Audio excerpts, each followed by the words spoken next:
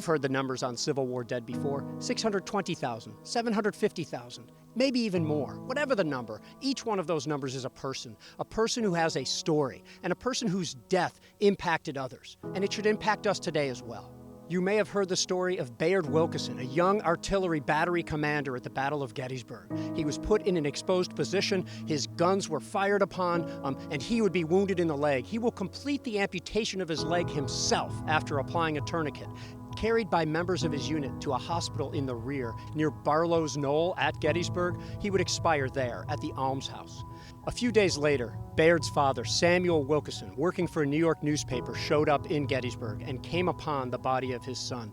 He wrote something to the effect of, how could he write the story of a great battle when his eyes were immovably fixed upon the body of his eldest son, sent into a position where he should have never been sent and left to die in a hospital where surgeons dare not go. Near the climax of the battle on Henry Hill at the Battle of First Manassas, Alfred Doby came upon the dead body of his friend, Willie Hardy. He said that his friend's eyes were fixed in the gaze of death, and that he shuddered. He was almost paralyzed upon seeing his comrade. He got his horse, Little Sawana, and tried to put Hardy's body onto it, but that didn't work. So Doby carried Hardy upon his shoulders, and he wrote to his wife as follows: "Good heavens, Lizzie, my back was actually saturated with his blood. Never had I such feelings before. My body actually stained with the blood of my dear little comrade." Private Elias Hartzell of the 138th Pennsylvania was fighting in the Battle of Sailor's Creek. Soon after, his parents back in Pennsylvania received word that Robert E. Lee's army had surrendered and his son would be coming home soon.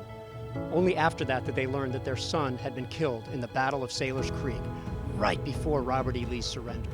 And at the end of the first day of the Battle of Second Manassas, known as Brawner's Farm, Captain Blackford, who served on General Jeb Stuart's staff, wrote of the eerie evening as they looked for the wounded and tried to find out who was dead, and the lanterns were bobbing in the eerie scene, and Blackford witnessed and heard a shrill cry from a young soldier. And right as he went over toward that soldier, another man was heard to call out, "Charlie, my boy, is this you?" recognizing the call of his own son.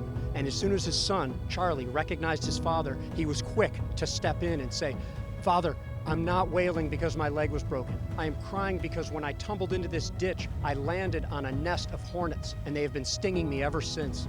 Please pull me out." The father tenderly pulls his son out, and his son dies in his arms. Now, that young Charlie's main concern at his moment of death was what his father felt about him, that he expressed the bravery, that he had performed well, says everything about 19th century America. And the closer we can come to how they felt, and how they felt in their last moments, and how they remembered the dead, will help us to understand history a little bit better.